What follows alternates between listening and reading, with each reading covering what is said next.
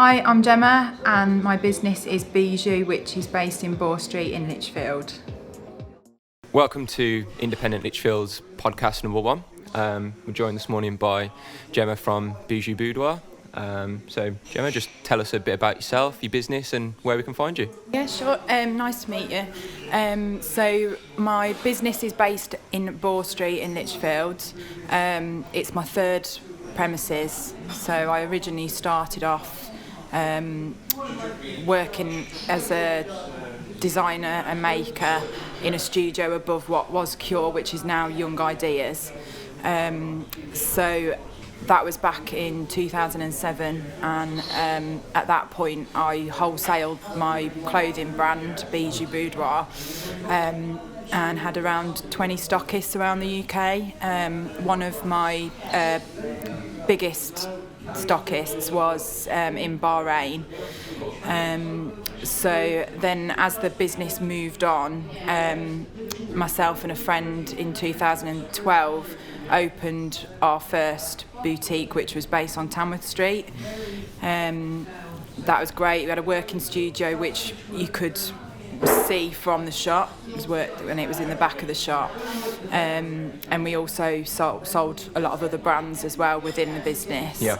And then in 2016, myself and my business partner, we parted company, and she went and moved abroad, and then I opened the shop opposite the Premier Inn, which I was there for 3 years, and then now I'm back in the midst of everything and back enjoying being part of the town centre again. Just being that little bit out of town didn't quite work for my business. So you found it made a big difference just being just out of footfall and all that sort of stuff? Because you've just gone through. So when did you move to the new premises? So I relaunched on the 7th of September this year, and it's been a huge success. A lot of returning customers. That extra 5-minute walk just obviously was a big deal to everybody. So you made the right decision moving back? Yeah.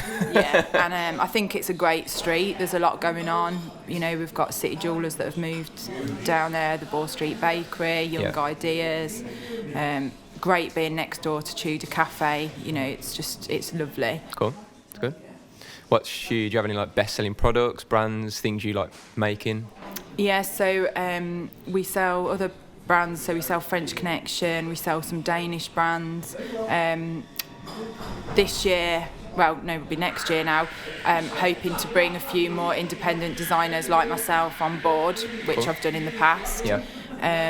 So we've got a knitwear accessories brand that launches this week. They're all handmade knitted scarves. And then in the new year, there's a brand called Rue, which she was based locally, but she's moved away, so I'm looking to take her on. And I also know a lot of other independent boutiques around the UK. Yeah. So friends of mine who've got boutiques, and they're going to launch with us as well. Cool, that's good.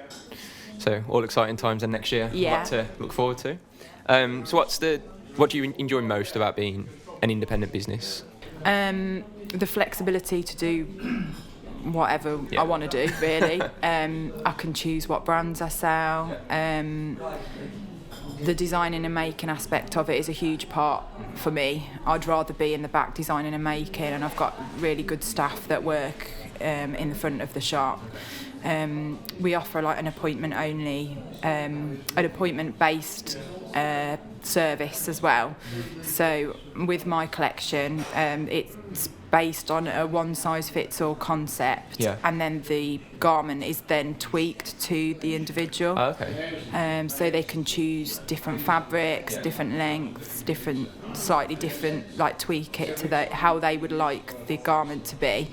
That works really well for us. Yeah, it's quite different. You don't really hear that. It's normally small, medium, large, and then you've got a fit that either just a little bit too big or a little bit too small. So that's quite a cool thing. I haven't heard of that before. There's a lot of draping and oversized pieces within the collection.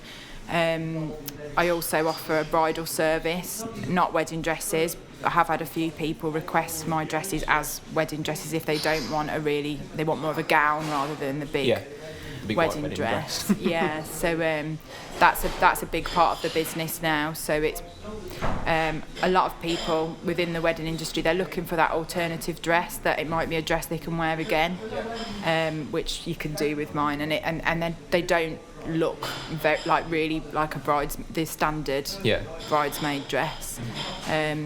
So that's a big part of it. And moving to this premises, I've got a lot more space. I've got a working studio at the back, so I'm able to offer that service, which is, it's good. That for me is a really good unique selling point, because it's not something that anybody else in the town does, or locally really.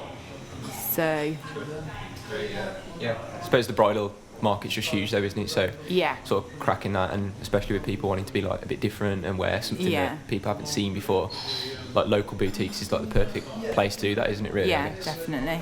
Cool. So we've covered off like what you enjoy most of it, what the favourite things are, biggest challenges, what do you hate about being sort of self-employed? What are the biggest things that you found in like starting, setting up, moving premises?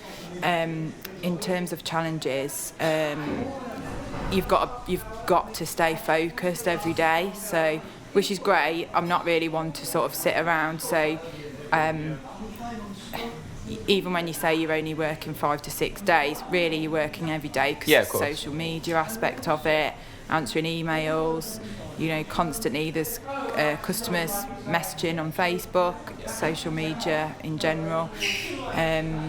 So if I say it's a challenge, it's a good challenge, because I enjoy what I do. I love getting up on a Monday. I love going to work. I'm lucky in that aspect, because not everybody can say the same. No, definitely. But it's trying to keep that momentum up all the time. You can't have a bad week. You need to. Yeah. You always need to be. Yeah, that's it. You've got to be on it, haven't you? Every time, every day. So it's good. And I think what you said about loving what you do is such a big thing, isn't it? I guess that's what gets you up in the morning, makes you go in. It's not something like just going to my 9 to 5. It is a full-on thing that you enjoy as well.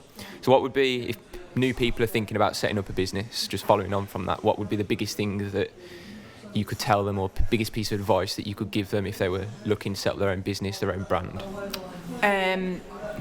If they were going to set up a shop, I would say don't get carried away with your first shop fit, which everybody that I speak to, that's what they do. You want the best of everything, and you end up spending an absolute fortune, and no one will know that you've spent that much money on the shop fit. So sort of rein that in, keep your costs as low as possible. Customer service, obviously, always be positive. Just try and find something that is niche that nobody else locally is doing, and concentrate on what you're doing rather than be worrying about what everybody else is. I think that's a really important point. So I guess because you tailor everything to the sort of the customer, that's your USP, isn't it then? So that tailored service, being able to sort of personalise the garments and everything else is a big part of it for you. That's cool. Brilliant. So we touched on it briefly around like the social media aspect of things and everything else. From a marketing perspective, what do you do? How do you get the brand out there and sort of keep it alive on a daily basis? So for us, Facebook is a huge part of our business. We do have, and I think, for Lichfield, it is a slightly older customer for what I do. So Facebook does work a lot better in that aspect, because the younger market the older market aren't necessarily on Instagram. Instagram does work for us. We're trying to build that up now, and I've just taken on one of my really good friends. Her business is called 312. My friend Sophie. So she's started working freelance 1 to 2 days a week. We're relaunching the website hopefully next week. So she's working on the website and the marketing aspect of it. So we're just trying to get a bit more of a strategy together for that. Need to arrange some events, and I've been chatting with other local independents that are fashion-based businesses. So Young Ideas, Fortescue's, Luomo menswear, and also need to speak to Stuart from Mankind about doing some kind of fashion event. It's not been done before, so it would be good for us all to, we are competitors, but at the same time, if we work together, we could, I think, create quite a bit of a buzz, because there isn't that really going on really in yeah, and I Lichfield suppose because the way that you've set yourselves up as well, you're all offering slightly different things. Yeah. That you're not going to be, whilst you are competitors because you're in the fashion industry, you're not really going to be eating into each other's markets as such, are you? So No.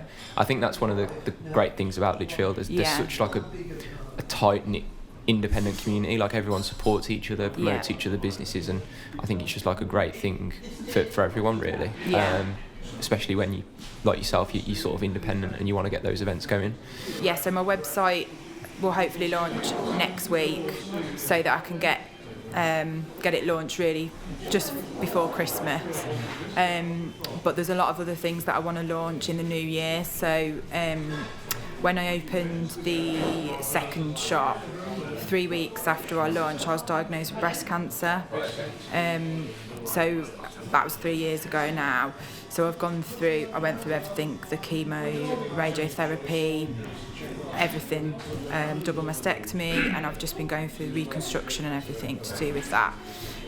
So for me, it's a huge, especially because I'm only 34, I was diagnosed at 31, so it's a huge part of me that will always stay with me. And I have a lot of customers that come to me that have been in a similar situation.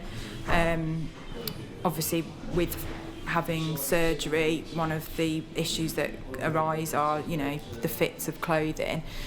So in the new year, I want to get some customers together and start working on products that are designed for women that have gone through breast cancer, and just the way in which the dress sits, and offer a service where a customer can feel comfortable coming to the shop knowing that I've gone through that. And it's quite funny really, because the amount of times I'm in the shop and then someone will come in and they're like, oh, you've had breast cancer, and I'm like, yeah, and then they're like, how's your reconstruction? And then we go in the fitting room and we're like having a look at each other's reconstruction, and we're like, oh, they look good, and not happy with mine or whatever. So it's like comfortable, so you can do that. It's like a sport network, isn't it, I guess? Yeah, definitely. So there's and it's amazing how many people you meet that have gone through it that you'd never have. Before, I didn't really know anybody, and then I was diagnosed, and then it's all over the news, it's everywhere. So, and then one of the things that we're doing at the moment is we've designed and we've launched a Christmas jumper, which is every year since I was diagnosed, I've done a charity event for Burton Breast Care Unit. Yeah. Is that where you were had all your treatment and everything? Yeah, so just to raise money for them. And one of the things that I found was the day that I was diagnosed, it was so silent in the waiting room. You could hear a pin drop, and you're expected to be told that you think you've got cancer, and then sit in a waiting room full of people crying like, oh, this is like the worst day of my life. So the first charity event I did it's a Check Your Christmas Baubles event. So you buy a bauble and it's basically encouraging you to check your boobies. And we raised, I think, about £2,500 for the breast care unit, and it was to enable them to get a TV, get a licence for the TVs so that it wasn't so quiet in there. Had a bit of atmosphere, and so you're not just left alone. And buy new furniture for the family rooms and stuff like that. And then every year I've carried on doing that. But the problem is, every year you're asking local businesses to donate. Can you donate this? Can you donate that? And you feel a bit like you're scrounging, even though it's for a good cause. So this year what I've done is we've designed a Christmas jumper, and it's like a red jumper with 2 baubles on. And then from every sale, £10 goes to Burton Breast Care Unit. So again, in the new year, the product that I'm launching for that is Shake Your Maracas. So that's like an ongoing one that's going to be transitional, can buy all year round. Then we'll do T-shirts and then just keep doing different slogans to raise the awareness, and also to be able to donate that money to the unit. And is that jumper available now? Yes, okay. It's available now. You should send us some pictures. We'll put it on for you. So that's all for a great cause, and Christmas jumper, everyone gets on it, doesn't everyone they? Everyone does, I'm sure. Festive jumper with baubles. We've got one flying out to America as we speak, so wow. Someone's ordered one, so that's going out to America. So I know previously you said you had a lot of customers in Bahrain. Yeah. So now in your current setup, do you still have like a lot of worldwide customers, or is it more local now? It's more UK based, but I think when the website relaunches, hopefully that will generate more business. I mean, I do send quite a lot of stuff to Australia, but I think once there's more easier access to be able to buy my products online, people don't want to call up, do they? Or, no, it's just ease of access and stuff, isn't it? So definitely the website will hopefully help that for you.